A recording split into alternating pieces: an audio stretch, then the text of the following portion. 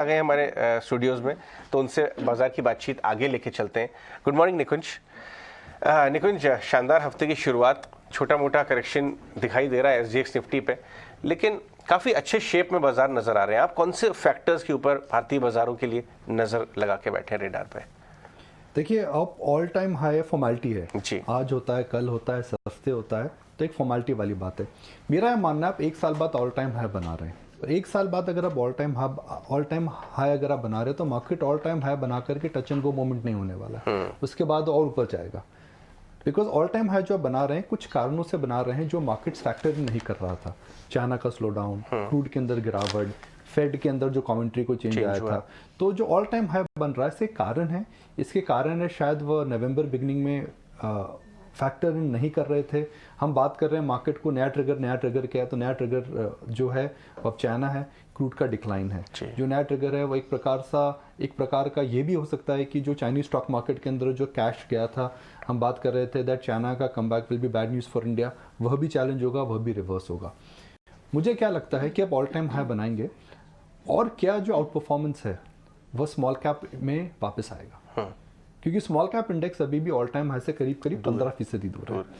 तो 15% all time high से small cap index क्यों दूर है?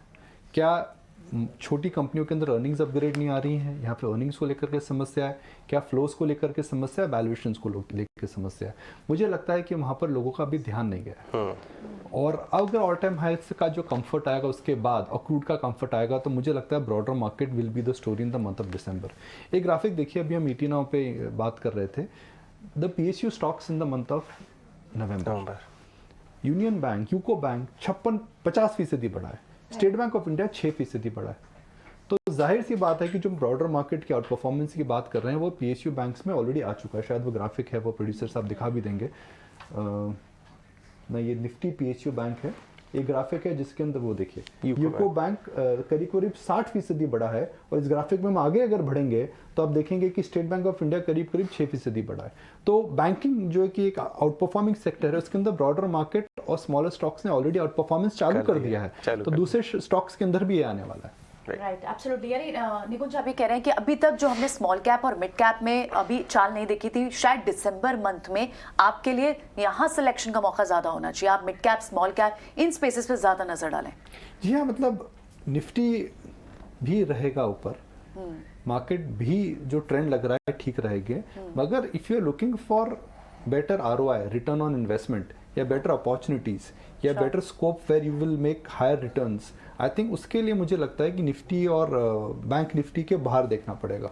ओके। निकुंज, सेक्टर स्पेसिफिक, स्टॉक स्पेसिफिक आपकी नज़र किन स्टॉक्स पर है? काफ़ी समय से हम इंडिगो की बात कर रहे हैं, मैं आंकड़े देख रहा था। नवंबर और अक्टूबर के अंदर जो ग्रोथ आई है वह सिंगल डिजिट ग्रोथ है।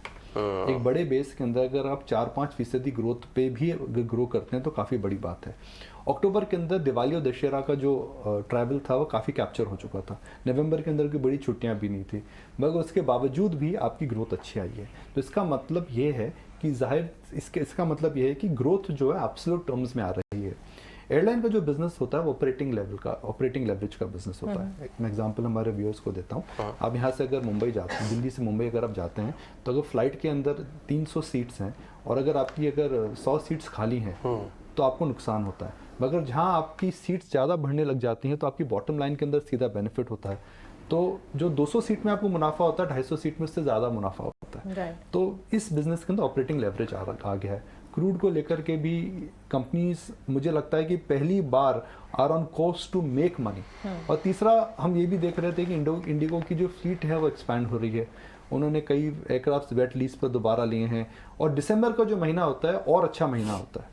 तो कुल मिलाकर के मुझे लग रहा है जो माहौल है इस समय इंडिगो के लिए काफ़ी अच्छा है। स्पाइस जेट के अंदर अभी भी चिंता है, विस्तारा मार्केट शेयर गेन कर रहा है, वहाँ पे कंसोलिडेशन हो रहा है। और अगर आप देखें तो ग्लोबल ट्रैवल विगर को भी मैं जोड़ूं तो factors are lining very well. Positive. Right Nikunj, बहुत बहुत शुक्रिया हमसे बात करने के लिए। तो निकुंज बता रहे थे कि दिसंबर में आपको बाजार का रुख किस तरह हो सकता है, आपकी पोजीशनिंग क्या होनी चाहिए और कुछ चुनिंदा स्टॉक्स जिन्हें बदलते हुए माहौल का फायदा मिल सकता है।